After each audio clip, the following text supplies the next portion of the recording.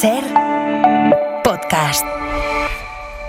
Estás escuchando El Abierto de Hoy por Hoy. Cada día analizamos las noticias más relevantes de la actualidad, las claves políticas, económicas y sociales, con las voces de los protagonistas y los distintos puntos de vista de nuestros tertulianos.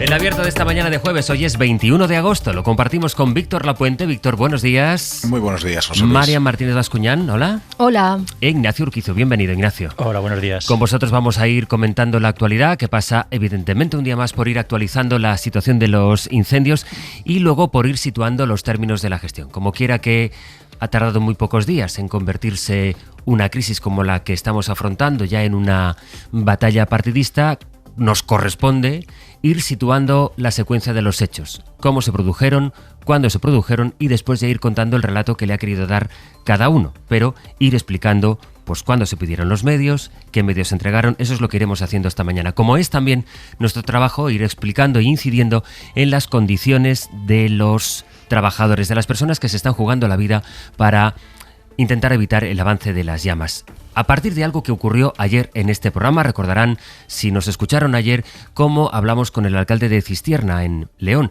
Le llamamos para preguntarle, en realidad, otra cosa, una información que habíamos leído en el diario.es y que contaba cómo la Junta de Castilla y León había pedido al Ejército que instalara en su municipio, en Cistierna, habilitara un pabellón para que pudieran descansar 180 bomberos. Al final resultó que el Ejército lo montó, pero que no acudió ningún bombero de la Junta. Y en el transcurso de esa conversación lo que nos dijo el alcalde es que había una oferta de trabajo de una empresa contratada por la Junta de Castilla y León para hacer un trabajo que es competencia de la Junta, pero que tiene contrata a una empresa pero que lo haga, que es la extinción de incendios, una empresa que en Infojobs, en Internet, ofrecía 5 puestos de peón, varios puestos de peón, a los que no se pedía ninguna experiencia previa. Si cuando las empresas contratadas por la Junta piden profesionales para extinguir los incendios, si en estos momentos con la que está cayendo estamos pidiendo más operarios a través de ofertas de empleo y encima pedimos operarios sin requerirles absolutamente ninguna experiencia, significa que algo está funcionando mal. Por esto que nos dijo aquí Luis Mariano Santos, alcalde de Cistierna, preguntaron al presidente de la Junta de Castilla y León, a Mañueco. Y desde luego la formación es prioritaria. Más allá de que se contrate o no, si no hay formación, desde luego nosotros exigimos que haya una formación y exigimos que tengan la formación y en otros casos también damos directamente nosotros la formación. O dan la formación cuando no la tienen. Esta oferta de trabajo en concreto, la que está en Internet, no pide experiencia previa ni tampoco una formación específica. Les estamos contando esta mañana que casi la mitad de los bomberos que trabajan en Castilla y León son trabajadores contratados por empresas privadas. El 40% denuncian los sindicatos que esta situación se da, sobre todo, particularmente en Castilla y León, porque en el resto de comunidades, Estefanía Salvatierra, hola de nuevo. ¿Qué tal? Buenos días. Allí, Estefanía, la contratación pública es mayoritaria. Sí, la contratación pública es la que domina, pero lo cierto es que la contratación de los bomberos forestales a lo largo del territorio nacional es de lo más heterogénea, incluso dentro de cada autonomía. Uno de los casos más llamativos es el de Castilla y León. El 20% de su plantilla corre a cargo de la Junta, un 40% tiene detrás a la empresa pública Traxa y otro 40% está en manos de empresas privadas, en torno a una treintena. Y aquí las condiciones varían de una compañía a otra. En Aragón, por ejemplo, la gestión de los bomberos forestales recae en la empresa pública Sarga. También hay casos como el de Galicia, donde la mayoría del personal de extinción de incendios es personal público de la Xunta. Solo hay una pequeña parte que es privada. Son las brigadas helitransportadas que concursan a los pliegos de los medios aéreos. En este caso, las empresas adjudicatarias contratan tanto a los medios aéreos como al personal de extinción, con condiciones laborales y económicas inferiores al personal propio de la Xunta. Y un ejemplo más, Sastre, Andalucía. Aquí todos los bomberos forestales son trabajadores públicos. Pertenecen a la Agencia de Seguridad y Gestión de Emergencias dependiente de la Junta. Nos dices que entre las comunidades no hay un criterio homogéneo sobre el proceso, tampoco sobre la formación que tienen que tener estos bomberos y especialmente en los casos en los que se recurre a empresas privadas, lo que denuncian los sindicatos es que no se les pide, es el caso de la oferta de Infojobs que tanto nos llamó la atención ayer, porque no se pide, Estefanía, ninguna formación y además dicen que se hacen contratos sin acreditar ninguna experiencia. experiencia.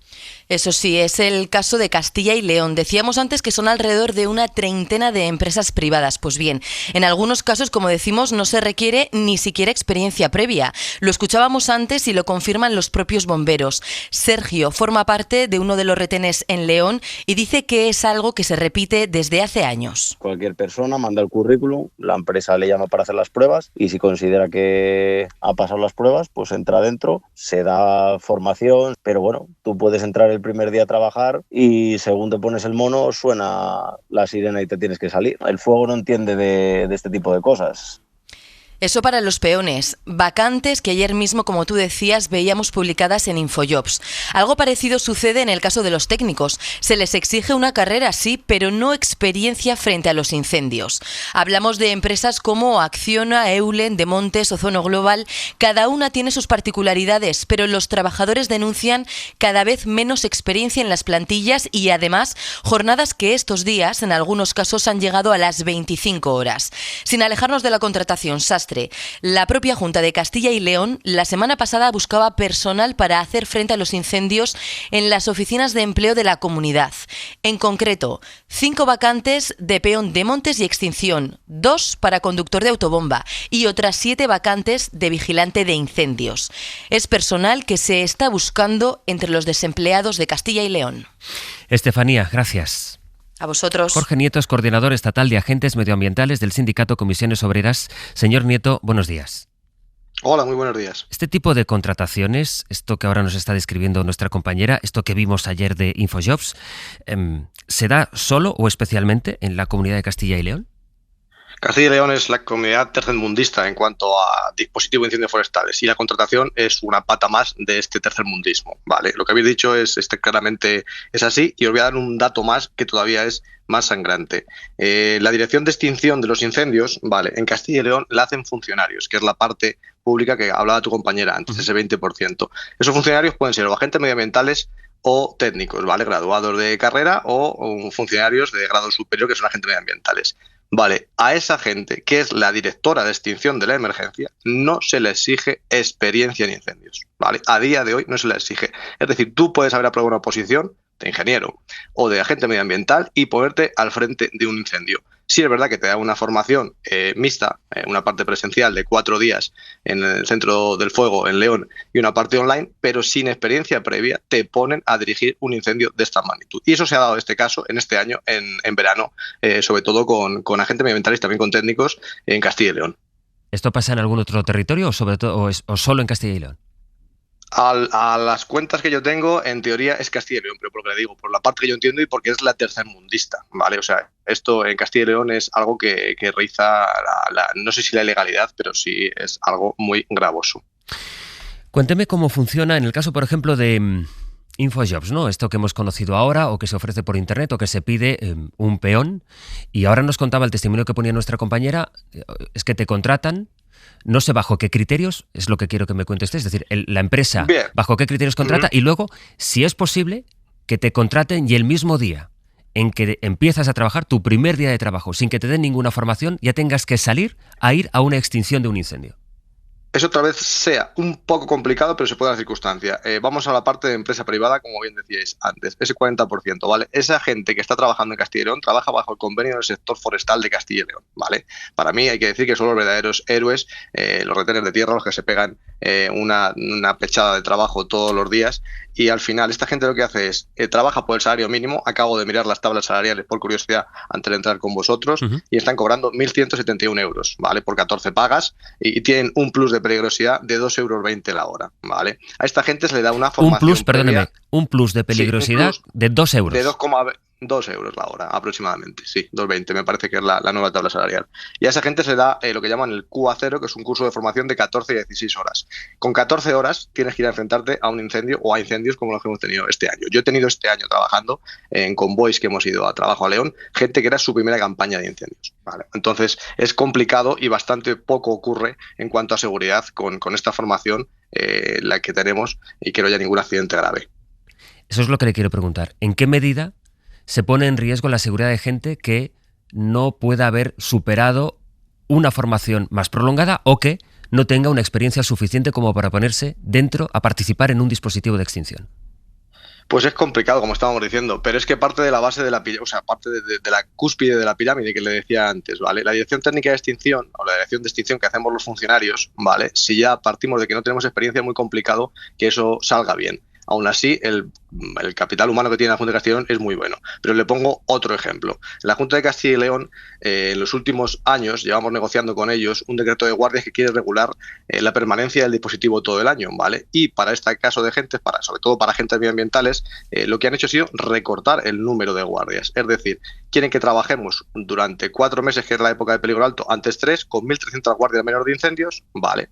Y lo que hacen es precarizar el servicio. Donde antes había 3 agentes en una comarca de grado 1 de incendios, ahora hay 2, es decir, nos reparten el terreno. ¿Eso qué implica? Falta de seguridad, porque cuando hay más gente puede repartir el trabajo, ¿vale? La propia Junta de Castilla y León nos exige que protocolicemos un sistema que llaman SMAVE, en el que cada uno tiene un rol de trabajo. Si yo no tengo personas en las que delegar mi trabajo o delegar esas funciones, implica que yo asumo todo. Entonces tengo más carga de trabajo y el personal que está a mi cargo tiene más riesgo, ¿vale? Ya no solo por parte de esta falta de formación a nivel básico de trabajo, sino también en niveles superiores. Lo que dice el presidente Mañueco ayer cuando le preguntaron por esta oferta en particular, aunque luego dijo que en concreto no la conocía, pero que se forma a todo el mundo, o se pide formación o se les forma. Entiendo que se está refiriendo a estas 14 horas de las que usted me habla.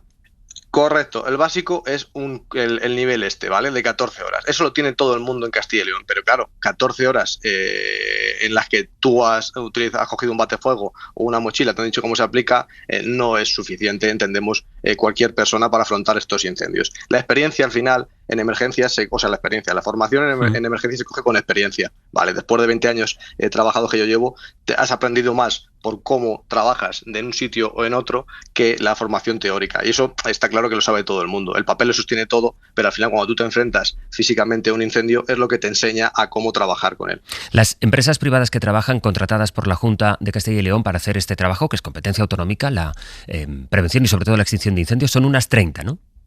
Sí, aproximadamente, porque eso sale a licitación, ¿vale? Hay una parte que es Traxa, que es empresa pública, ¿vale? Y otro es la parte privada, que se reparte en el pastel, digamos, entre unas 30 empresas. Entonces sí que es verdad que todas están bajo el paraguas del convenio del sector forestal de Castilla y León, ¿vale? Pero es verdad que cada una tiene su idiosincrasia. Una tendrá mejor sistema de prevención de riesgos, otra tendrá peor, a una le darán mejor material, a otra le darán peor, porque al final lo que hace estas empresas es la Junta, les da una cuantía de dinero y esa empresa, si cumple el mínimo, pues le dará unas botas nuevas o viejas o le dará un bono usado o sin usar a este personal. Y luego, estas empresas, ¿quién las coordina? ¿Cómo se coordinan, por ejemplo, cuando hay un episodio como el que estamos viendo este verano? Bueno, pues esto es curioso, porque lo explicabais antes en el corte de la compañera. En Castilla y León trabajan, ¿vale? Para situarnos, y veréis luego lo difícil que es esto engranarlo, porque es difícil de explicar.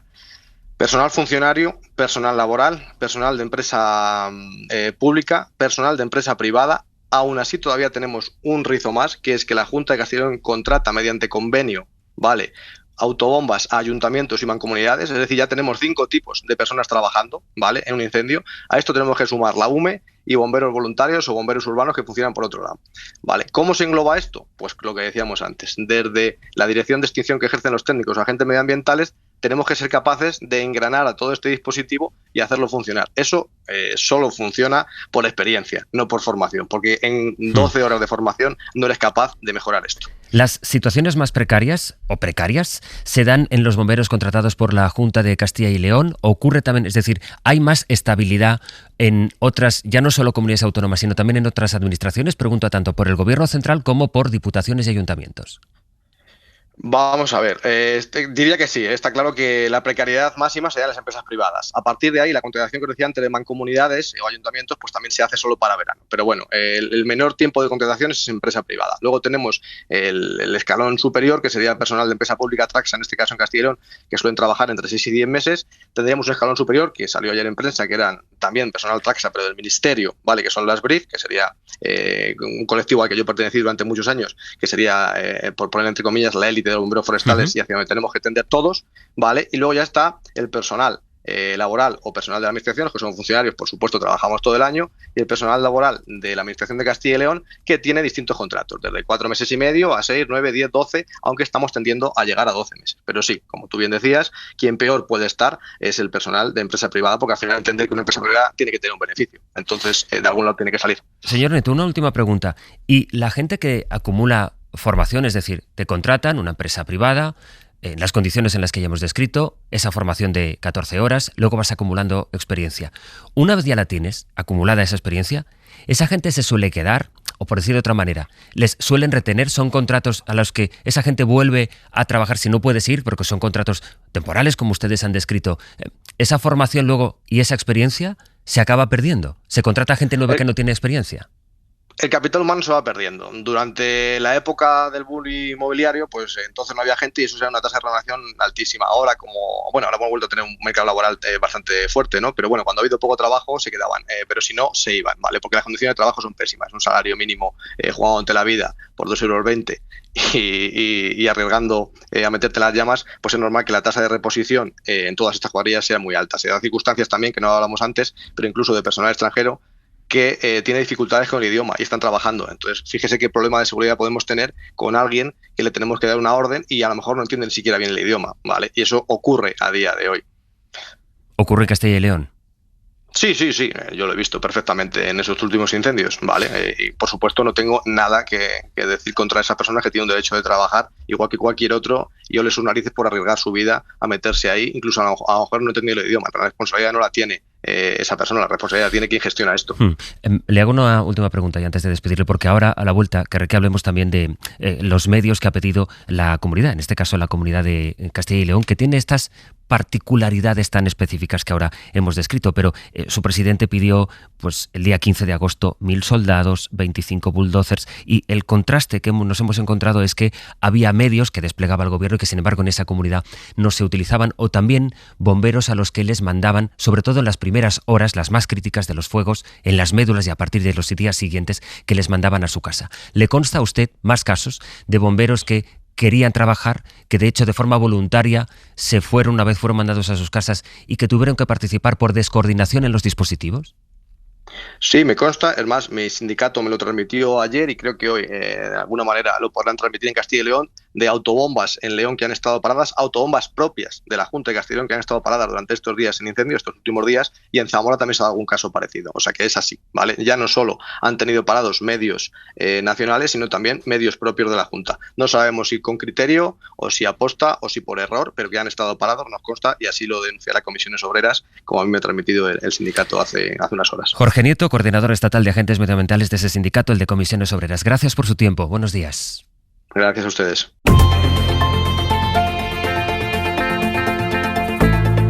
El Abierto. Ser podcast. Y con Víctor Lapuente, Ignacio Urquizu y María Martínez Bascuñán, a quien enseguida escucharemos en el análisis de las dos patas, digamos, en las que queremos empezar a describir cuál es la situación que tenemos sobre la mesa. Una nos parece muy relevante, son las condiciones con las que trabajan aquellas personas que se exponen y exponen su vida para luchar contra el fuego. Esto es lo que acabamos de hacer. La otra parte es el debate político que empieza a girar en torno a la gestión, a si había o no había medios. Y sobre eso, lo fundamental aquí es que pongamos sobre la mesa cuáles fueron las fechas, la secuencia y la cronología de los hechos. Javier Bañuelos, buenos días. ¿Qué tal, Sastre? Buenos días. Recordemos que en los primeros días del fuego, y cuando preguntan sobre todo a Mañoco, pero también a los otros presidentes de las comunidades más afectadas, que son Extremadura y Galicia, lo que dicen es que tienen medios suficientes. Luego, Alberto Núñez Feijóo empieza a decir, y es el discurso de la Dirección Nacional del Partido Popular, que el gobierno debería desplegar el ejército y enviar más medios. Y es a partir de ese momento en el que los presidentes autonómicos dicen, estamos pidiendo más medios al gobierno y el gobierno no nos lo da. Lo que hemos sabido, lo que tú ya empezaste a contar anoche aquí en la SER, Bañu, es que las tres cartas que envían las tres comunidades son, como nos describió por la mañana la directora de Protección Civil, se mandan al gobierno central el día 15 de agosto, varios días, por tanto, después de que hubiera empezado lo peor de los incendios, y se mandan de una manera, Bañu, casi simultánea. Sí, esas cartas sastre, de alguna forma nos permiten reconstruir, ¿no?, ese relato cronológico de cómo fue aquella noche del 15 de agosto. Y como bien apuntas, lo primero que llama la atención es que se enviaron de forma coordinada, en un intervalo muy concreto, en una franja de hora y media, entre las 9:20 y las 11 de la noche. Y no es el único patrón, porque tanto Galicia como Extremadura se limitaron a hacer peticiones genéricas, sin entrar en detalles exactos de qué necesitaban para poder luchar contra las llamas. Por ejemplo, en el caso de Galicia, la conselleira do Medio Rural, en esa carta a la que hemos tenido acceso, se limitó a reclamar de forma genérica bulldozers, brigadas de refuerzo y todos los medios aéreos que pudiese ofrecer el gobierno. Extremadura sí puso sastre alguna cifra, reclamó al gobierno el envío de 10 aviones y 10 helicópteros, pero no pedía medios del Estado, sino europeos. Lo hizo su consejero de presidencia, pidió medios del mecanismo europeo y lo hizo ese 15 de agosto, es decir, 3 días después de que Interior ya lo hubiese activado. De hecho, desde un día antes, un avión francés ya luchaba contra las llamas a las órdenes del Ministerio de Transición Ecológica. La SER también ha conseguido también la carta que el presidente de Castilla y León envió ese 15 de agosto al ministro del Interior, Alfonso Fernández Mañueco. A diferencia del resto de presidentes, sí envió un listado más extenso, muy extenso, con peticiones más concretas, peticiones imposibles, en palabras de la directora general de Protección Civil. Claro, si esto lo queremos llevar a discursos ficticios, donde se diga no me ha llevado todo, sabiendo uno que está pidiendo cosas que son imposibles, pues podemos seguir en esa dinámica. Pero nosotros estamos en otra cosa, nosotros estamos en apagar los incendios, en ser útiles. Ese listado que Mañueco envió a las 10:52 de la noche incluía, por ejemplo, 25 bulldozers, 1.000 soldados, 30 helicópteros o 15 puestos de mando avanzado. Sobre este último sastre, Mañueco se quejó de que esos 15 puestos, de los 15, Interior solo había levantado 3. En cambio, desde el gobierno nos aseguran que la realidad es que de esos 15 puestos de mando que reclamó Castilla y León, solo les dieron las coordenadas exactas para levantar 3, y que incluso uno de ellos, después de tenerlo levantado, pues tuvieron que cambiarlo de ubicación. Problemas de coordinación en los que ahora sí incidía la directora general de Protección Civil, Virginia Barcones. Que te están pidiendo cosas que has ofrecido hace 2 días, de tener que llamar 4 veces al director en alguna comunidad para decirle, oye, que dónde van los bomberos, que los tenemos para una gasolinera, ¿por qué no nos decís a qué incendio tienen que llegar? Pero nosotros no hay que olvidar, Sastre, lo que ocurrió en las últimas horas con esa brigada de bomberos procedentes de Rumanía. Este país ofreció 50 bomberos forestales. El gobierno propuso ayer enviarlos a Extremadura al incendio de la Jarilla, pero la Junta declinó ese ofrecimiento. El motivo: no tenía ningún vehículo disponible para llevarlos hasta el incendio. Al final, esa brigada se va a desplegar en las próximas horas en Galicia. Medios, por tanto, que no se usan por distintas circunstancias, mientras quienes habían dicho, en el caso de Mañueco, por ejemplo, que había medios suficientes y que los incendios eran inabordables, se quejan días después de que lo haya hecho Alberto Núñez Feijóo, de falta de medios, y piden en ese listado, pues por ejemplo, 1.000 soldados o 25 bulldozers. Hay otra información que hemos destacado esta mañana, Bañu, que cuenta en su primera página el diario El País, que dice que la Fiscalía ha investigado, está empezando a investigar, de hecho ha pedido al Seprona que se ponga a ello, la falta de planes, de protocolos contra incendios, y esto, que puede incluir, que señala de hecho a posibles responsabilidades penales, afecta de entrada a los municipios, porque lo que dice la Fiscalía es: yo quiero saber cuáles de los municipios que deberían tenerlo tenían o no tenían un plan para prevenir grandes fuegos. Eso es una indagación que se ha activado ya, como bien apuntas, lo ha adelantado el diario El País y lo ha confirmado la cadena SER a través de fuentes de la Guardia Civil. El Seprona ha recibido ya el encargo del fiscal de Medio Ambiente, Antonio Bercher, adscrito a la Fiscalía General del Estado, para que investigue si los municipios, si los ayuntamientos que están sufriendo ahora mismo estos incendios, cuentan con esos planes de prevención, como establece la Ley de Montes de 2003. Este lunes se envió un escrito a todos los fiscales provinciales con competencias en medio ambiente para que incidan en la importancia de recabar esa documentación. También es importante recordar que no es la primera vez que la Fiscalía de Medio Ambiente se dirige a las instituciones locales y autonómicas para recordar la obligación de tener estos planes de prevención. Ya lo hizo también la Fiscalía de Medio Ambiente en febrero de este año, para saber si los ayuntamientos están ahora mismo cumpliendo esa Ley de Montes, que, como decimos, obliga a tener esos planes de prevención completamente activos y diseñados. Claro, aquí la pregunta no es tanto el inicio del procedimiento, sino en qué qué se sustancia o cuáles son las consecuencias de un procedimiento así, por cuantas otras veces la Fiscalía haya podido iniciar o emprender una investigación como esta, que forma parte de su trabajo, sin no saber cómo acaban. Es decir, de todas estas averiguaciones que ahora ha pedido, ha encargado el fiscal al Seprona, a la Guardia Civil, hay que saber qué es lo que se acaba, en qué acaba todo esto, que también afecta, hoy lo leemos en esta información del País, a las comunidades que están obligadas desde hace 3 años a elaborar planes, y también atañe al Gobierno, que todavía no ha aprobado el Real Decreto, que es donde se tienen que fijar los criterios para que las comunidades vayan haciendo sus planes de protección y sus protocolos para prevenir los incendios. Bañuelo, seguimos hablando a lo largo de la mañana. Un abrazo. Por tanto, a 3 minutos de que den las 9 de la mañana, a las 8 en Canarias, desplazo para después de las noticias, por no interrumpiros el análisis con Marian, con Víctor y con Ignacio, pero estas son las 2 circunstancias que queremos analizar. La secuencia, ahora ya explicada, de cuándo llegaron las cartas, de cuándo se mandaron los medios que se pidieron después de haber dicho que había medios suficientes, que ahora resulta que dicen las comunidades del PP que no llegan después de haber pedido medios que, según Protección Civil, en muchos casos son inasumibles. Y luego, pero no menos importante, las condiciones en las que trabajan los bomberos. La gran mayoría en este país contratados de forma pública, pero, como hemos descrito y con datos esta mañana, especialmente en la comunidad de Castilla y León, que es una de las comunidades con más masa forestal en nuestro territorio, en la península, las condiciones de precariedad que denuncian los sindicatos y un 40% de ellos contratados por empresas privadas.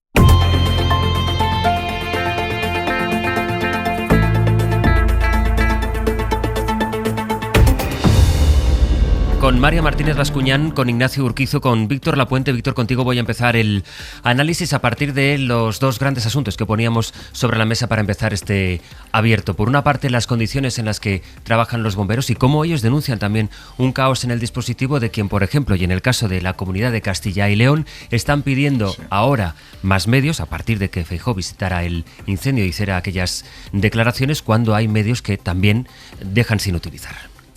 Sí, pues bueno, más allá del problema anecdótico de Infojobs, hay un problema categórico en los recursos humanos de la gestión de los incendios en España. Me gustaría empezar con una nota. El problema no es tanto la privatización, no es tanto la titularidad de la empresa, que sea pública o privada. Voy a hacer una comparación poco adecuada, pero es que un periodista de un medio privado está informando también como uno de un medio público de los incendios, ¿no? El problema es la calidad de la contratación. Y aquí está el problema en nuestro país. Tal y como están diseñadas las administraciones, nuestros recursos humanos dentro del sector público, los trabajadores subcontratados por empresas privadas son el último eslabón de una cadena donde están todavía peor que los demás, que tampoco es que estén muy bien. Las condiciones laborales distan mucho de ser dignas en empresas subcontratadas, pero también en empresas públicas como Traxa o incluso en trabajadores de las administraciones. Los sueldos son indecentemente bajos, son indecentemente temporales y las condiciones de trabajo son indecentemente precarias. No se cubren las bajas ni las vacaciones en las brigadas y por tanto, pues en lugar de tener 7 miembros pues cuidando de un bosque, tienes a 3 o 4 de manera regular en la mayoría de bosques de nuestro país. Y esto es absolutamente injusto. Una persona que ha estado echando 14 horas diarias en la lucha contra un incendio y las pocas horas que tiene libres las dedica a trabajar como voluntario, como retén, apagando en este incendio, que te quedes sin trabajo en octubre tras hacer esto en verano me parece absolutamente injusto, más que inmoral, es casi depravado. Pero es que además es ineficiente y todos los expertos lo señalan. Los bomberos pueden hacer mucho en invierno, ¿no? La gestión de los bosques continúa siendo un problema que tenemos en España. El Tribunal de Cuentas Europeo, lo han sacado diversos medios de comunicación estos días, nos lleva advirtiendo cómo hemos ido invirtiendo muy poquito en la protección y el mantenimiento de los cortafuegos y en limpiar las zonas desbrozadas en invierno. Estamos dedicando muy pocos recursos, ¿no? Y estas personas que en octubre se quedan de patitas en la calle, pues como señalan la mayoría de expertos, seguramente podrían dedicarse no solo a limpiar los bosques, sino también a involucrar a las comunidades locales. Uno de los grandes problemas que estamos viendo estos días, uno de los grandes dilemas a los que yo no sé cómo respondería, seguramente ninguno de vosotros o muy poca gente sabe cómo respondería si se acerca el fuego a tu casa, a tus ovejas, a todo lo que has estado trabajando toda tu vida, si te quedas o te vas, ¿no? Como dicen las autoridades, ¿haces caso a las autoridades? Sí o no. En fin, en cierto sentido sí, pero por otra no quieres arriesgar tu vida, pero por otra parte no sabes qué hacer. Entonces esto se resuelve, como dicen los expertos, como ocurre pues en Suiza o en muchos otros países, países,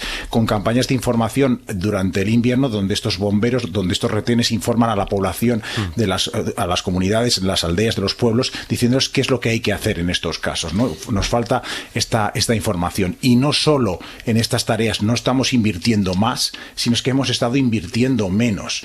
De las 3 materias que constituyen la inversión forestal en el país, que es prevenir los incendios, extinguirlos y ordenar los bosques, de esas 3, donde hemos recortado más desde el año que empezaron los recortes en 2009, como han advertido también muchos los expertos, es precisamente en la prevención, ¿no? Sí que falta mucho dinero y las condiciones laborales de los bomberos pues están pagando en primera línea esta falta de inversión, ¿no? Hay luego otra cosa en torno a ese dilema que tú nos comentabas. Ayer le preguntamos a la directora de Protección Civil, nos están diciendo muchos vecinos de los territorios que por qué no los vecinos se pueden integrar en los dispositivos de extinción, en la medida en que si pasan cosas como las que están pasando o han pasado estos días, no hay bomberos suficientes, personal de extinción para llegar a todas partes. Ella nos dijo que es una reflexión, que no quería llegar a ninguna conclusión ayer en la entrevista, pero que sí que se abría al debate para ver cómo hay que repensar esto. Mariam.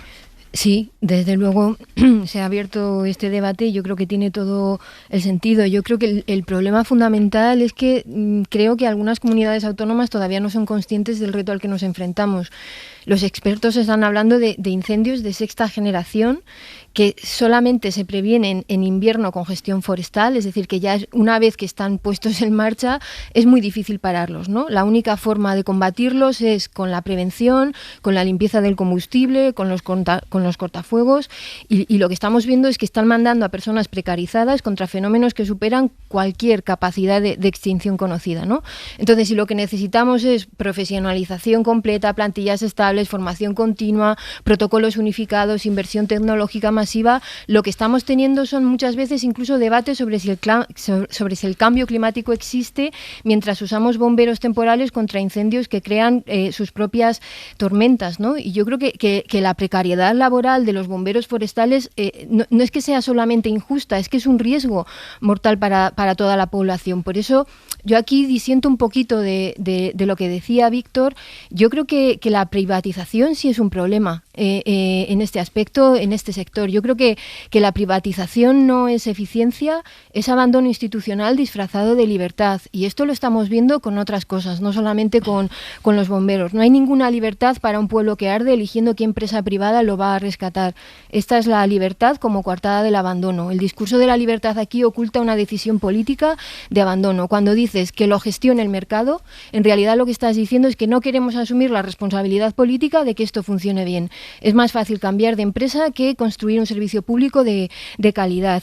Y yo creo que es distinto, es decir, no es un ejemplo comparable que un periodista esté dando noticias. No, yo creo que los servicios de bomberos no son como otros servicios, como la recogida de basura o el mantenimiento de los jardines. Son servicios de seguridad crítica donde estás privatizando beneficios y socializando costes que al final asume el Estado, ¿no?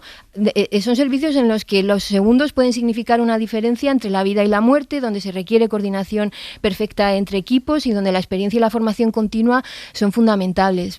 Por eso yo creo que estamos ante ejemplos distintos. Ahora podrá responder Víctor, pero antes Ignacio. Sí, yo la verdad es que por un lado lamento que tenga que pasar esto para que abandonemos, por lo menos por algún momento, digo en el análisis, no en el debate político, pero sí en el análisis, esto de la confrontación, de los relatos, esta visión superflua de la política, y hablemos de lo que muchas veces es importante y se habla poco, que es de la gestión, Y además es verdad que no solo los expertos llevan tiempo avisando sobre esto. Desde el año 2019 la Fundación de Felipe González tiene unos documentos sobre megaincendios que ha estado exponiendo en muchísimos actos por toda España. En Aragón realizó uno en el año 2023 donde se hablaba de esta problemática, donde estos incendios de 6ª generación que se producen por primera vez en 2017 en Portugal pues empiezan a extenderse, ¿no? Entonces yo de la entrevista me quedaría con dos cosas que me han parecido muy relevantes, ¿no? Y que ahí habla de la gestión. La primera es que hay dos modelos de gestión de los incendios. Una es la que se aplica en Castilla y León, que es la más precaria y consiste en tener bomberos a demanda. Es decir, cuando algo sucede, los contrato, y cuando no sucede, no hay bomberos. Y ese es un modelo que es el liberal, básicamente el que cuando el mercado necesita, yo contrato y cuando no. Y algo que se hizo, por poner un ejemplo que conozco yo más y que, digamos, es justamente el contrario a este modelo de Castilla y León, es el que se aplicó en Aragón y que además, si me permite, es una de las obsesiones del presidente Javier Lambán, ahí que ha desaparecido recientemente, donde allí los que se contratan desde la empresa pública Sarga, pues suelen estar contratados todo el año.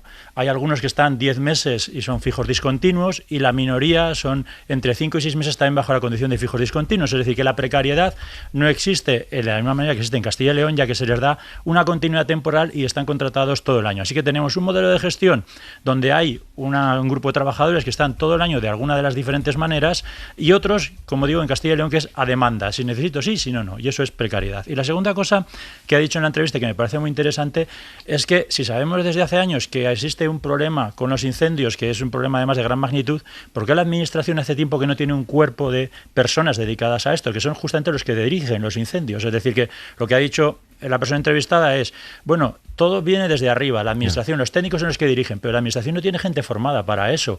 Puede ser que entres el primer día como interino y te toque un incendio. ¿Y cómo puede ser que una persona en esas circunstancias tenga que dirigir una cosa como esa? ¿Por qué la Administración, si sabe hace tiempo que esto sucede, no tiene un grupo de personas formadas, cualificadas para hacer todo eso? Por lo tanto, efectivamente, hay muchas tareas por delante para un desafío que el que estamos hablando este verano, pero que estoy seguro que el verano que viene se volverá a hablar y dentro de 5 años se hablará con más magnitud que ahora. Víctor.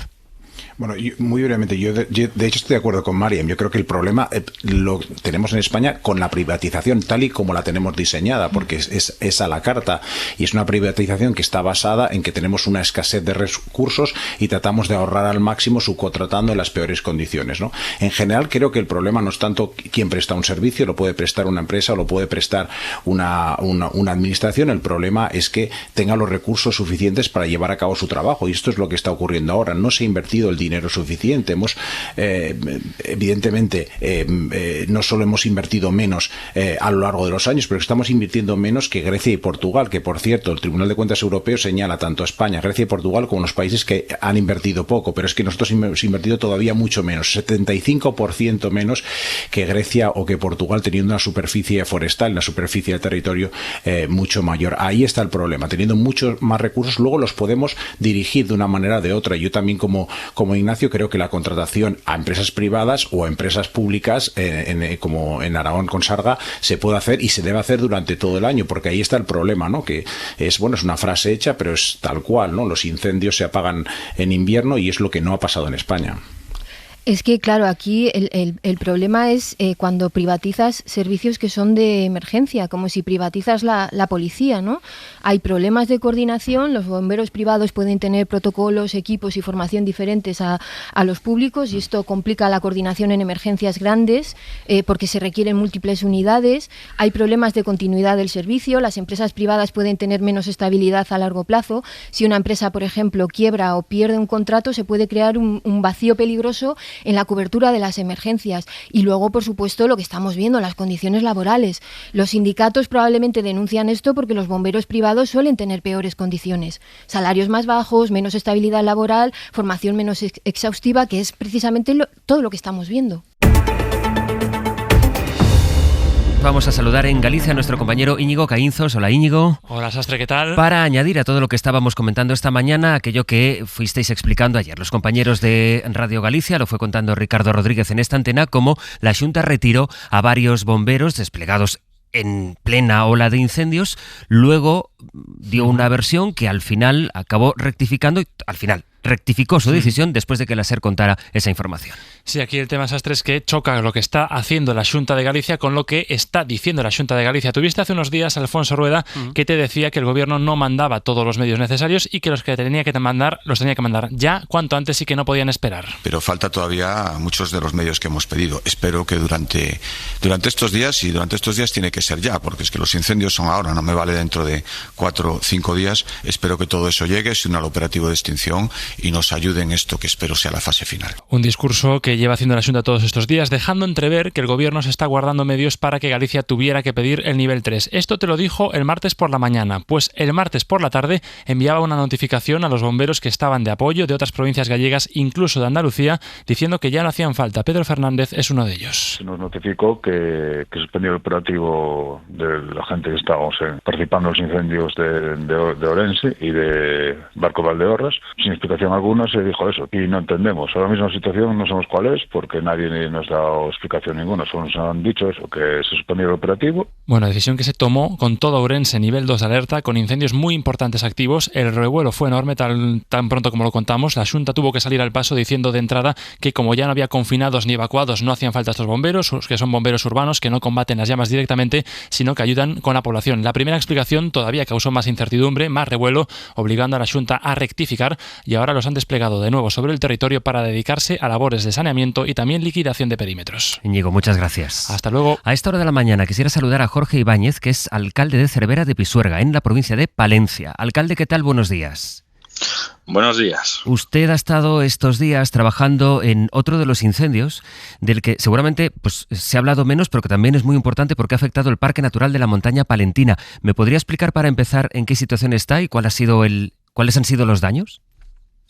Sí, el incendio forestal que tiene Resoba ahora mismo se encuentra solamente en categoría activo, es decir, la categoría más baja antes de la extinción. Pero bueno, la extensión que ha quemado es enorme, ¿no? Ha quemado, de hecho, las zonas de máxima protección del Parque Natural Montaña Palentina, que es donde se ha centrado. Y se ha centrado por una legislación sobre ellas que no nos permitía ni abrir caminos, ni nos permitía hacer cortafuegos, ni nos permitía una serie de actividades justo en ese ámbito. Entonces lo que ha pasado es que cuando ha cogido el fuego allí ha ardido de punta a punta. Estamos hablando de un lugar de gran valor, no solo económico para las personas que viven allí, sino también natural y animal. Es un santuario de osos, por ejemplo. Sí, efectivamente, las zonas de máxima reserva son los lugares preferentes de cría de las distintas especies que pueblan el parque natural, y aparte en este caso también se encontraban bastante cerca de muchas poblaciones que casi ha arrasado el fuego, o sea que la mezcla ha sido de lo peorcito que hemos vivido. Bueno, yo es lo peor que recuerdo nunca. ¿Me podría detallar qué respuesta de la administración o en concreto, como es un parque natural, de la dirección del parque han recibido ustedes allí en el municipio? Bueno, la dirección del parque yo lo he dicho estos días, ¿no? Al final en 8 días de incendio ya son 9, casi 10 los que llevamos, sin el casi 10 los que llevamos de incendio. No hemos tenido ninguna llamada por parte del director del Parque Natural, el director que lleva 25 años la gestión de este Parque Natural y que, entre otras cosas, fue el que reguló los usos que se podían hacer y no se podían hacer en las zonas afectadas por el incendio. Y además no hemos tenido ni respuesta ni hemos tenido la presencia del director del parque. En todo este tiempo no ha subido al entorno del incendio, por supuesto, ni siquiera a las pedanías afectadas. Entonces, vemos un poco, ¿no?, como la gestión, cuando no se hace con cariño, conlleva una serie de problemas, ¿no? A la gestión del Parque Natural se ha llevado siempre, la dirección del parque, de hecho, tiene su oficina en la ciudad de Palencia, a más de 100 kilómetros de la montaña palentina. Uh-huh. Y la desvinculación es tal que arde entero el Parque Natural y el director ni siquiera se presenta. ¿Cómo era el cuidado y la prevención de incendios del parque? ¿Hay plazas suficientes? ¿Hay personal dedicado al cuidado de un tesoro natural como este? Bueno, la verdad es que llevamos años, ¿no?, viviendo un desmantelamiento constante de esa red de cuidado que tiene que tener un espacio tan singular como el nuestro. Asistí a una cuadrilla del Parque Natural. Esa cuadrilla del Parque Natural se encuentra sin cubrir ninguna de las plazas. Cuando se han ido jubilando, ninguna plaza se ha cubierto. La zona de reserva, tanto celadores como peones especialistas, hemos visto como más del 60% de plantilla está sin cubrir. En la guardería pasa más o menos lo mismo, y en las cuadrillas forestales de incendios es aún peor, ¿no?, porque la mayor parte de contratos son de 3 meses, simplemente para la campaña de verano, por así decir, y el resto del tiempo en nuestros montes no trabaja nadie, con lo cual los resultados les hemos visto.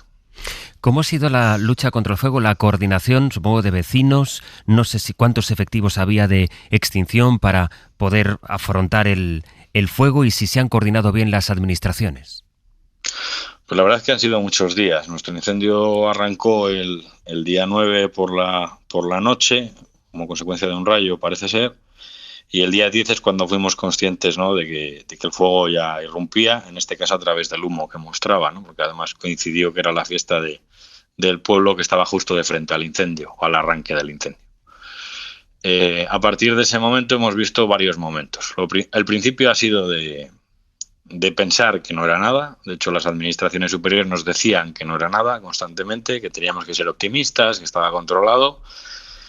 No lo veíamos así. Yo, de hecho, lo manifesté en varias ocasiones. De hecho, imagínese, estábamos en el pueblo de Lores en la fiesta. Yo vi el humo por la mañana. Por la tarde, a las 5 más o menos, me dijeron que estaba todo bastante controlado, que no me preocupase. Y como lo vería que por la noche me volví a subir y es cuando vi ya las llamas por encima de la montaña. Y de esos primeros momentos, ¿no?, más donde de pasotismo, pues pasamos a un momento, ¿no?, donde se decreta, se les baja del nivel 2 al nivel 1 al incendio de Montaña Palentina, de Resova. Y solamente cuando prácticamente arde una abadía del siglo XVIII y empieza a acceder a viviendas, de hecho la abadía se evacúa, ¿no?, 2 familias que estaban allí pasando el verano y una familia de pastores que estaba allí. De hecho, pues hubo que sacar los animales de las cuadras, abrirles para que fuesen hacia abajo. Bueno, pues la situación fue de lo más dantesca posible. Además, solamente en ese momento se tomó conciencia, ¿no?, de la magnitud del incendio y de la importancia que tenía lo que se estaba viviendo, a pesar de que llevábamos denunciando las condiciones en las que estaba el incendio mucho tiempo y además con una orografía muy complicada y donde muchísimos caminos vecinales, que eran la única fórmula de acceder, se encontraban en un estado de absoluto abandono. Hablábamos de caminos que no han recibido una máquina de mantenimiento durante años. Alcalde, usted ha contado que habían preparado, creo que eran 30 camas para que pudiera dormir allí una cuadrilla o la gente que estaba trabajando en la extinción y que, sin embargo, acabaron durmiendo en la calle. ¿Qué ocurrió? Sí, efectivamente. Nosotros ese mismo miércoles, que le digo que casi arde la abadía de Levanza, habíamos preparado primero camas para si había que evacuar los pueblos de Levanza y el campo, que luego se vio que la cosa mejoraba y ya no fue necesario, por suerte. Pero entonces esas camas quedaban libres. Y la Junta de Castilla y León lo sabía porque se lo habíamos dicho, que ya teníamos montadas las camas por si hacían falta, tanto la Junta de Castilla y León como la Guardia Civil. Cuando esa brigada se encuentra en la calle, lo normal es que alguien nos hubiera llamado e inmediatamente habríamos puesto a disposición las camas. Eso no pasó porque, lógicamente, eso no estaba coordinado. Y eso no estaba coordinado como no estaba coordinado la distribución de la comida a las cuadrillas que trabajaban, porque sobre un plano ya no queda todo muy bonito, que es lo que nos pasó. Dicen, bueno, pues pongo el centro logístico en San Salvador de Cantamuda y todo el mundo cuando tenga que comer que se desplace aquí, que no está muy lejos. No está muy lejos, son más de 2 horas de trayecto desde algunos puntos del incendio. Porque claro, hay montañas de por medio. La distancia no es la que... no es sencillo. Exacto, no es lo que marca el mapa, sino que luego hay que subir y bajar la montaña, claro. Efectivamente. Entonces, cuando pasó esto, pues hemos encontrado gente que ha estado 18 horas sin comer. Los guardas forestales nuestros han estado doblando turnos porque era imposible, ¿no?, cubrir su ámbito de trabajo. Y aparte, por ejemplo, pues el jueves yo creo que vivimos la situación más dantesca de todas, ¿no? Cuando a mí me dijo Javi, que es un voluntario, que es el alcalde de San Juan de Redondo, me dijo, es increíble cómo huele a podrido el ayuntamiento de San Salvador. Y dice, y hay una caja que falta, dice que es la comida del domingo, estábamos a jueves, es la comida del domingo, que estaban los huevos cocidos entre ellos. Dice, y falta. Dice, y le dije, bueno, pues vamos al centro de mando, vamos al puesto avanzado de mando, y preguntamos qué ha pasado con esa caja. Esa caja se había distribuido para comer la brigada que estaba en Levanza aquel día. Si no hubiéramos visto eso, esa cuadrilla que después ha trabajado en el incendio de Guardo se habría encontrado pues con una salmonela hospitalizada o en casa. O sea, esas son las condiciones en las que ha estado trabajando la gente. La caja con comida para la gente que estaba trabajando en el incendio. ¿Y quién mandaba esa caja? Esa caja yo no sé quién la mandaba, pero el problema no es quién la manda. O sea, vamos, la Junta de Castilla y León es la que procuraba la comida, lógicamente. Pero yo no sé quién se lo contrataba, pero claro, el problema no es la comida. La comida seguramente el domingo cuando se subió estaba bien. Lo que pasa es que el domingo no se distribuyó y el jueves estaba podrida. Jorge Ibáñez, alcalde de Cervera de Pisuerga. Mucho ánimo en lo que queda, que todavía queda mucho por delante. Un saludo y buenos días. Muchas gracias, un saludo. Algo más sobre los incendios, ya que estábamos hablando en la mesa de la gestión política. David Junquera, buenos días. Hola, buenos días. La posición del Partido Popular, que defiende la gestión que están haciendo los presidentes autonómicos y lo que hace es señalar a 3 ministros cuya comparecencia están pidiendo ya en el Senado. Sí, anda que no le sentó mal al PP como puente, se dedicó a atacar a Alfonso Fernández Mañueco o a Juanma Moreno por seguir de vacaciones mientras se declaraban los primeros incendios. Pues es ahora ese Partido Popular el que no deja de usar el argumento vacacional. Así ha criticado Alicia García a Pedro Sánchez por su visita expresa a Zamora, en la que, por cierto, no estuvo acompañado por Mañueco. Media hora en un sitio como es Zamora, que ha sufrido uno de los incendios más grandes. Creo que eso no es lealtad institucional. Media hora tenía mucha prisa para irse de vacaciones de nuevo, incorporarse a su palacio en La Mareta. Y así ataca el PP a los ministros a los que tiene pensado interrogar en el Senado la semana que viene. Que vamos a sacar a los ministros de su retiro vacacional para que den explicaciones en el Senado. Los ministros son Marlaska y Robles, que llevan a pie de incendio desde hace una semana, que tendrán que comparecer para detallar el despliegue de efectivos, y también la ministra Agesen, titular de Transición Ecológica y Reto Demográfico, que se enfrentará a otras preguntas. Tendremos que preguntarle qué ha hecho para luchar contra el reto demográfico, ella y su predecesora. Y también tendrán que explicar el resultado de las políticas dogmáticas y radicales de este gobierno en materia medioambiental. El PP, que se suma a esa teoría de que la despoblación está detrás de los incendios. Las comparecencias tienen que ser antes del 31 de agosto en el Senado, donde el PP puede hacer y deshacer con su mayoría absoluta, y no obstante, antes de que se produzcan en Génova ya tienen muy claras las conclusiones. Toda la culpa para Moncloa. La actuación del gobierno durante los incendios demuestra que ha sido incompetente e incapaz. David, gracias. Gracias. El PP, Ignacio, que habla de dogmatismo.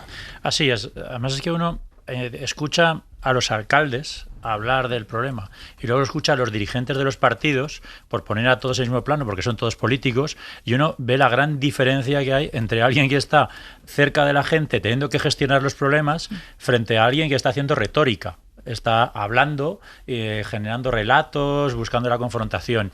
Y ese es uno de los problemas que tenemos en nuestro país en los últimos años. Es decir, que hay gente que está intentando todo el día echar la culpa a los demás de lo que les sucede, ellos nunca son responsables de nada, utilizan además, digamos, la ideología en un mal sentido de la palabra, más de forma sectaria que para resolver problemas en el discurso político, porque al final, si uno analiza un problema como este que estamos, pues seguramente todos tienen su parte de razón. Es decir, la despoblación es parte de la explicación a lo que está sucediendo? Sí.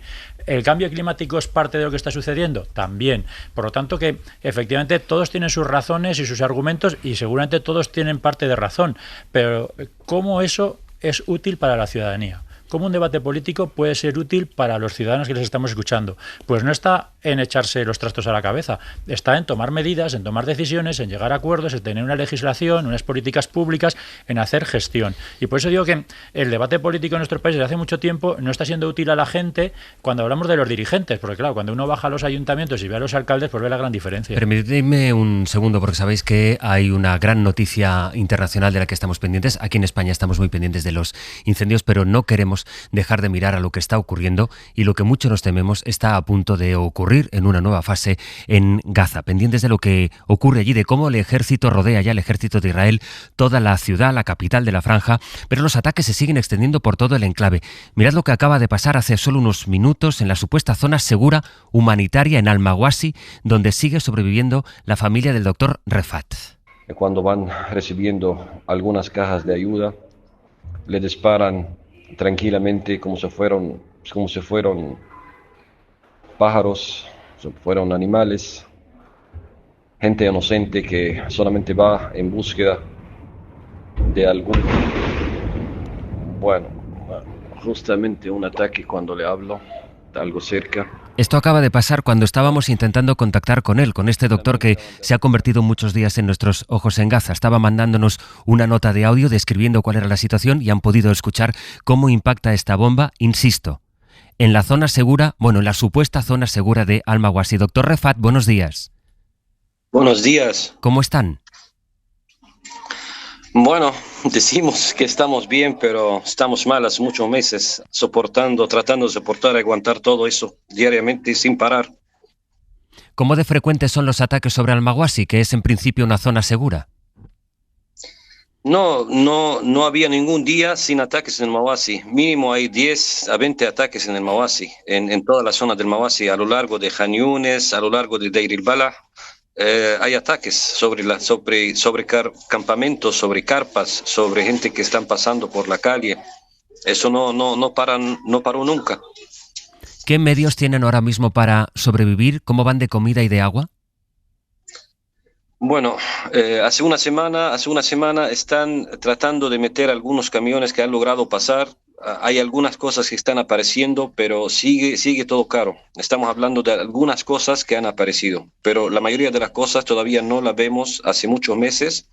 Y las cosas que están apareciendo en los puestos donde venden son muy caras, y tampoco hay efectivo para comprar porque nadie tiene efectivo, y para conseguirlo algunas personas tienen que pagar entre 35 a 50% de comisión para tener efectivo. Así que bueno, sigue la hambruna en muchas partes y pocas personas que tienen acceso a ciertos alimentos.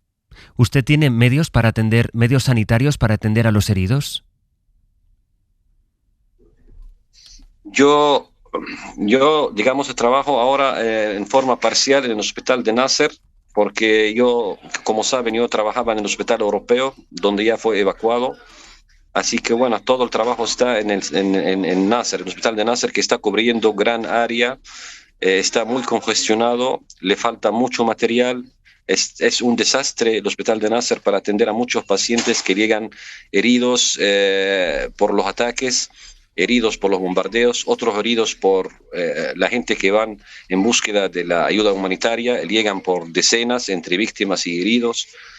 Y aquí en otras partes hay unos puestos como unas clínicas que solamente atienden a cosas livianas, en unas enfermedades livianas como lo corriente y lo común, pero no atienden a heridos. Nos han contado médicos en este mismo programa que trabajaron allí en Gaza, que reciben también hombres jóvenes y también niños con impactos directos de bala. ¿Qué tipo de heridos recibe usted, doctor Refat? Sí, hay todo tipo de heridos.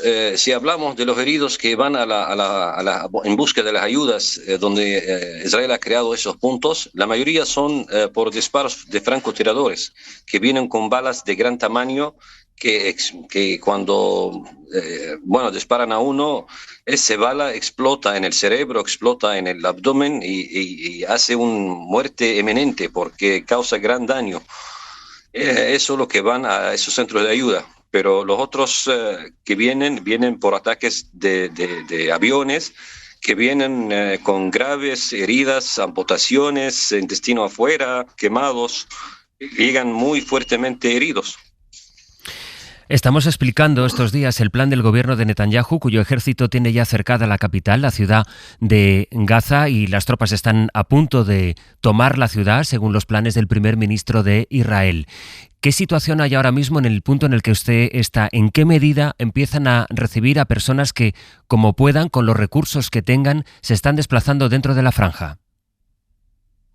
Sí, ahora para la gente el gran pesadilla es la evacuación, porque ya no hay más espacio para la gente. Israel está ocupando, ya saben, toda la franja de Gaza son 27 kilómetros cuadrados, y de eso Israel está ocupando el 75%, y los 25% que está, gran parte es en el Mawasi, donde no hay ni para instalar una carpa.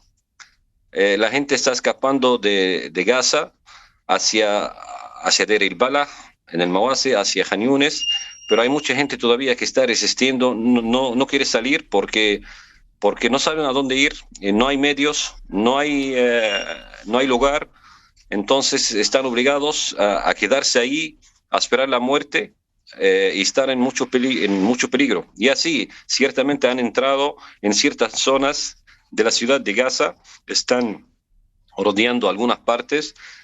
Y bueno, donde había muchos ataques, había bombardeos en ciertas zonas para obligar a la gente a escapar, porque la gente, si no quiere salir, no pueden irse a ningún lugar. Entonces Israel causa más terror, más ataques para obligar a la gente a salir de ahí escapando. Es decir, Israel está empujando a la gente que vive en la ciudad de Gaza a que vaya a una zona que en teoría es segura, aunque como hemos podido comprobar hay ataques sin parar y donde además no cabe nadie más. Sí, perfecto. Es que ellos no han creado nunca una zona segura. Ellos siempre dicen que vamos a preparar refugios, vamos a preparar alguna área para la gente que se evacúe, pero eso fue mentira. Nunca han prestado ningún tipo de ayuda o de servicio a la gente que están saliendo de sus lugares. La mayoría de la gente, o todos, van por su cuenta a buscar dónde quedarse, dónde irse, qué comer, cómo sobrevivir. Es un desastre para todos los que están saliendo porque la mayoría se han evacuado varias veces y por cada evacuación pierden más. Porque uno cuando se instala en una zona trata de conseguir lo básico para sobrevivir y nuevamente después de un mes, 2 meses, lo obligan a que pierda todo eso e empezar del cero en otro lugar que no sabe dónde y cómo va a seguir con eso, porque ya es mucho, son 21 meses de desastre y de evacuaciones. La mayoría se han evacuado 10, 12, 15 veces, no han tenido ningún lugar seguro, en toda la franja no hay ningún lugar seguro, así que van escapando de la muerte a otra zona de la muerte, de muerte a muerte. La gente que vive en la ciudad de Gaza ¿tiene además medios para poder salir de allí? ¿Medios para poder desplazarse y desplazar con ellos a sus familias? Es que no, la mayoría o estamos hablando del 90% ya no tienen casas, no tienen hogares. Nadie puede recibir a otras personas porque todos están en la misma. No hay espacio, no hay medios, no hay nada. Hay mucha gente que se queda en la calle por días hasta que encuentran algunas telas, algunas cosas para cubrir, porque es todo caro y peor cuando hay evacuaciones, difícil. Imagínate si alguien tiene algunas cosas para evacuarse y tiene que conseguir un camión chico, tiene que pagar $500. $500 nadie lo tiene aquí, solamente para transportarse a una distancia limitada, solamente para el transporte. Y pierde todas sus cosas, tiene que crear todo, su baño, su carpa, es complicado. Doctor Refat, le envío un abrazo muy fuerte. Seguiremos muy pendientes de la situación y especialmente de los efectos que pueda tener esta nueva decisión del gobierno de Israel. Un abrazo fuerte, muchas gracias. Igualmente, muchas gracias. Pues parece claro, Mariam, que estamos a punto de asistir a una segunda fase de este genocidio. Pues sí, esto es profundamente preocupante y marca esto, ¿no? La escalada definitiva hacia una catástrofe humanitaria masiva. Yo creo que Israel está rechazando una tregua que jamás aceptó para lanzar una ofensiva masiva contra 1 millón de civiles atrapados, y esto sugiere, pues lo que estás diciendo tú, Sastre, que el objetivo real ya no es rescatar rehenes o acabar con Hamás, sino algo mucho más amplio, que es esto, pues una limpieza étnica a gran escala, porque forzar el éxodo de 1 millón de personas de su principal ciudad es precisamente esto.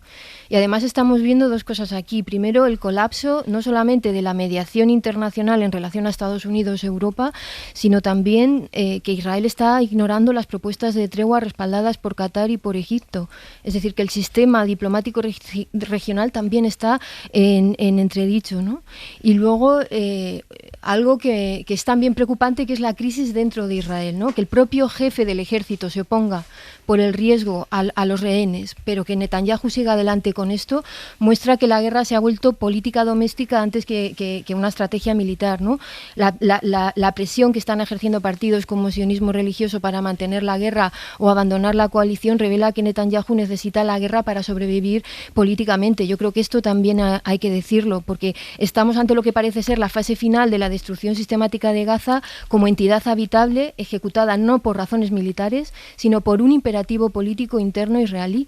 Es decir, que Netanyahu ha convertido el genocidio en su póliza de seguro político. Y es interesante, Víctor, esta clave que apunta Mariam de la política interna, en la medida en que además ha empezado a manifestarse con la gente, la ciudadanía de Israel, que tantas veces nos hemos preguntado, pero ¿y la ciudadanía? Es que no lo ven porque esto está al alcance de todo el mundo. Bueno, pues han empezado a convocarse manifestaciones y presión ciudadana para pedir a Netanyahu que pare. Sí, y además de gente religiosa. Hay líderes religiosos diciendo que cuando Netanyahu y otros pues recurren a la Biblia y a la historia del pueblo judío, alguno les recordaba que ahora nosotros somos los nuevos romanos, ¿no? Que estamos aplastando y desolando Gaza. Esa me parece la noticia positiva de la política interior, que algo parece que está cambiando, como tú comentas. Y en la negativa es que, como comentaba Marian, pues Netanyahu tiene una política muy fuerte contra Gaza porque es el resultado de esa debilidad parlamentaria tan extraordinaria que sufre, ¿no? Que debe cortejar unos socios de coalición radicales que no solo no van a aceptar el alto el fuego que parece que jamás, gracias a la mediación catarí egipcia, ha aceptado, sino que además quieren destruir la posibilidad de la única solución a medio largo plazo, que es tener un Estado palestino, ¿no? Y están dando ya los pasos para dividir territorialmente ese posible Estado palestino. Ayer, a medida de que el ejército israelí iban acercándose a la ciudad de Gaza, ese mismo día se aprobaron 3.400 nuevas viviendas, nuevos asentamientos en Cisjordania, ¿no?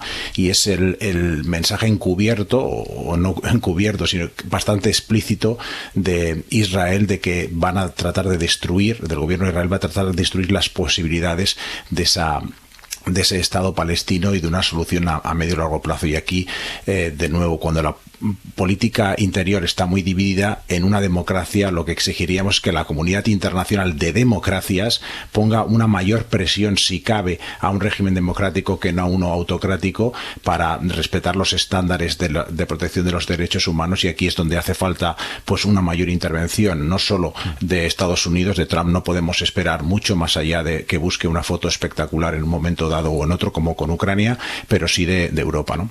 Ignacio.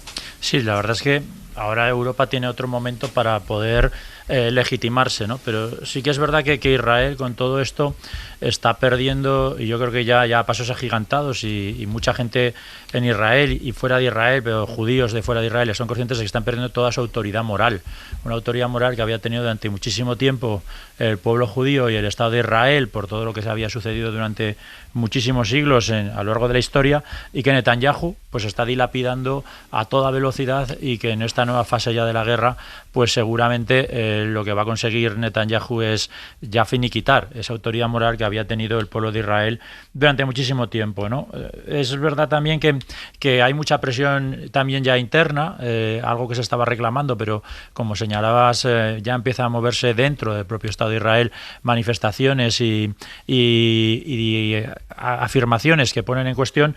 Y a mí me llamó mucho la atención una de Moel Yalon, que fue un antiguo jefe del ejército de Israel, que definió a Netanyahu como un fanático mesiánico, que básicamente ya lo que está diciéndonos es que trasciende ya casi la política, que estamos hablando ya de temas morales en este aspecto, y que efectivamente Netanyahu pues será por problemas internos que los tendrá dentro de su coalición, pero creo que también hay una parte ética y moral que tenemos que empezar a ver en Netanyahu, que no valora la vida humana, que no valora al ser humano, que por cualquier razón es capaz de asesinar o de mandar al genocidio a miles y miles de personas, y que estamos hablando por tanto ya de una dimensión de un liderazgo político que seguramente pues nos recuerda a líderes políticos en la historia que no tenían que ver justamente pues con los mejores valores. 62.000 fallecidos, casi 20.000 niños asesinados, vaya.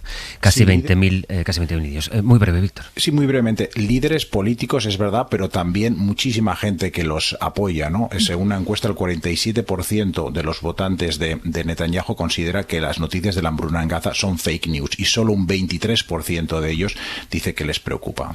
Y ministros que se permiten el lujo de bromear y hacer chanzas con una situación de hambruna provocada por esta decisión de Israel, y luego la respuesta de Europa, como estáis comentando, que de momento lo más concreto ha sido limitar el acceso a un programa científico al gobierno de Israel. Esa es la reacción de la Unión Europea. 10 minutos para que den las 10. Me gustaría que tuviéramos tiempo todavía, por lo menos, de saludar a nuestra compañera Isabel Vega. Isabel, buenos días. ¿Qué tal? Buenos días. Para preguntarte por una información que hemos dado a las 8, pero primero vamos a ponerla, si te parece, en contexto. Hasta ahora la noticia era que el Poder Judicial va a investigar los modos, el interrogatorio que hizo el juez Juan Carlos Peguinado al ministro de Presidencia y de Justicia, a Félix Bolaños. Sí, eso es. Se trata de unas diligencias informativas que abrió el promotor de la acción disciplinaria del Poder Judicial y que lo que buscan es esclarecer las razones de una queja presentada por el propio Bolaños en relación a esos modos y maneras de Peinado durante el interrogatorio como testigo en abril en el Palacio de la Moncloa. Lo que se está analizando es si pudo haber incurrido Peinado en una falta por desconsideración respecto del testigo. Y luego lo que nos has contado a las 8 de la mañana es que esta no es la única investigación. Es decir, hasta ahora lo que sabíamos era esta investigación, que ya veremos también en qué acaba, del Poder Judicial al juez Peinado. Pero es que resulta que hay otra. Él estaba investigando a un alto cargo del Ayuntamiento de Madrid. Y esa instrucción se fue dilatando en el tiempo y dilatando en el tiempo. Y al final lo que ocurrió es que se dilató tanto que la causa, insisto, contra un alto cargo del Ayuntamiento de Madrid se archivó. Y una pregunta que nos podemos hacer, Isabel, es, bueno, pero si las instrucciones se alargan, ahí está el caso de Begoña Gómez. Lo que pasa es que tienes que irlo como pidiendo una prórroga y hubo un momento en que algo pasó, quizá un olvido del juez Peinado, que en este caso no pidió esa prórroga, ¿no? Eso es. Por ley, los jueces tienen un año para realizar una instrucción penal y al cabo de este año tienen que ir prorrogando, si necesitan más tiempo, cada 6 meses ese plazo para investigar. En este caso concreto, que era una investigación por una presunta malversación del gerente de la empresa municipal de transportes de Madrid, el plazo vencía en el mes de enero. Antes de que terminase ese periodo de un año, las acusaciones populares presentaron escrito al juzgado diciéndole al juez Peinado que tenía que prorrogar y solicitando una serie de diligencias. Pues Peinado no contestó hasta el mes de abril. El día 1 de abril resolvió las diligencias que le pedían y el día 2 de abril decidió prorrogar la investigación. ¿Qué pasó? Que las defensas recurrieron y la Audiencia Provincial les dio la razón porque esa decisión del juez Peinado había llegado fuera de plazo. Fuera de ese plazo no se pueden practicar más diligencias de investigación. O sea, estás agotando las posibilidades de seguir profundizando en un asunto. Al cabo de unas semanas se acabó archivando. Y lo que dice este diputado del PSOE, que se ha dirigido al Poder Judicial en queja, es precisamente eso, que se ha dejado agotar una instrucción. Él plantea que pudo no ser un error involuntario y que se trataría de una falta de las tasadas en la ley, en el régimen disciplinario de los jueces, por desatención de sus deberes. Isabel, gracias. Gracias a vosotros. Hasta luego, me queda un minuto, pero curioso, ¿no? Bueno, yo creo que toda esta secuencia lo que nos sugiere es que o bien el juez no entiende estándares probatorios básicos o bien está actuando como un activista más que como un juez. Yo creo que las críticas apuntan a un magistrado que parece haber perdido la imparcialidad y el decoro que exige su cargo y que está actuando desde el principio como una parte acusadora más que como un instructor imparcial. Sí, yo quiero poner en valor lo que hizo Bolaños, que es poner una reclamación, reclamando sus derechos y además no decirlo públicamente, sino que hacerlo de forma discreta y demostrar que la administración también funciona y puedes reclamar tus derechos, ¿no? Y luego, en segundo lugar, el juez Peinado, como juez instructor, está dejando en muy mala posición a la justicia. Estamos hablando todo el día de los ataques que recibe el Poder Judicial, pero a veces hay jueces que atacan al Poder Judicial y el juez Peinado en este caso es uno de esos activistas. Víctor. Muy de acuerdo. Yo creo que Bolaños, no voy a contrastarlo con otros ministros más sueltos en las redes sociales, pero ha actuado, como dice Ignacio, como hay que hacer. Es la manera de actuar por los cauces jurídicos adecuados, ¿no? Hay que denunciar con discreción y con concreción, y no frente a las cámaras con espectacularidad y vaguedad, dejando caer la idea de una conspiración, de lawfare, etcétera. Y en relación al juez Peinado, es verdad que hay unos elementos opinativos en el interrogatorio, cuando le dice a Bolaños, no sé a qué obedece, que esboce usted una sonrisa, o casi intimidatorios, cuando le dice que usted me está contestando de una manera que no es como se admite en sede judicial, etcétera, ¿no? Y que esto podría que le llevara a aplicar la ley de enjuiciamiento criminal, ¿no?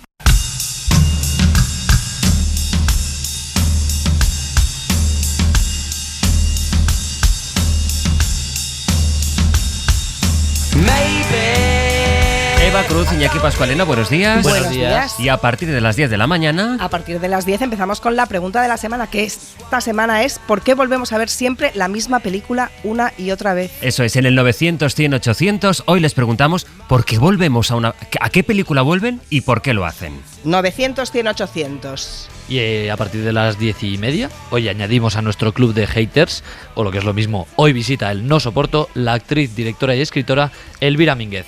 nos va a contar pues cuáles son esas líneas rojas que ella tiene, y creo que hoy vas a tener que tener una voz así grave porque tiene un problemilla con las voces agudas. ¿Ah, sí? Así que luego te cuenta más ella. Vale, pues luego me lo cuenta. Y luego pues yo vendré mismo otra vez por aquí, así que te cuento dentro de un ratito. Volvemos a un periódico, ya sabes, de hace unos cuantos años. Esta vez toca 1950 y vamos a repasar un ejemplar del diario Pueblo. Así que en un ratito, noticias del pasado. Luego, filosofía inútil, nunca un título de sección, estuvo peor puesto porque son utilísimas las reflexiones de Jaime Rubio Hancock. Hoy vamos a hablar de eso de embellecer el currículum. Ya ha pasado un poquito este verano, todos lo hacemos, en fin. ¿Qué pasa si lo hacemos nosotros? ¿Qué pasa si lo hacen los políticos? A ver qué vertiente filosófica hay ahí. Y acabamos con el concurso. Hoy toca concurso, es verdad. De archipiélagos, la Sierra de Tramuntana contra el Roque Nublo, un veterano contra una junior, Baleares contra Canarias, Agustín Padrón y Neus Gil en Radio Mallorca. Así acabará nuestro magazine, que va a empezar ahora a las 10 con esta pregunta: ¿por qué volvemos a ver siempre la misma película una y otra vez? ¿Qué nos da? ¿Qué consuelo nos aporta? ¿O porque la necesitamos para echar a reír? No sé, pues, ¿qué me vas a decir, Mariam? Aterriza como puedas. ¿Cuál es la tuya? Orgullo y prejuicio. Sí. ¿Orgullo y prejuicio? Sí, María, lo sabía. Bueno, ¿y Víctor, la tuya? Qué suerte, tengo que ver Lightyear, Tipos Malos y todas estas películas con los niños. Pero estás por obligación. Ignacio, ¿tú? Yo es Forrest Gump y me emociono siempre al final. O sea, la he visto y se me sigue emocionando. ¿Y ustedes a qué película vuelven y por qué 900, 100, 800? Es lo que les vamos a preguntar ahora. De momento, María Martínez Bascuñán, Víctor Lapuente, Ignacio Urquizu, muchas gracias. Adiós. Hasta la próxima. No me seáis tímidos. Adiós. Para no perderte ningún episodio, síguenos en la aplicación o la web de la SER, Podium Podcast o tu plataforma de audio favorita.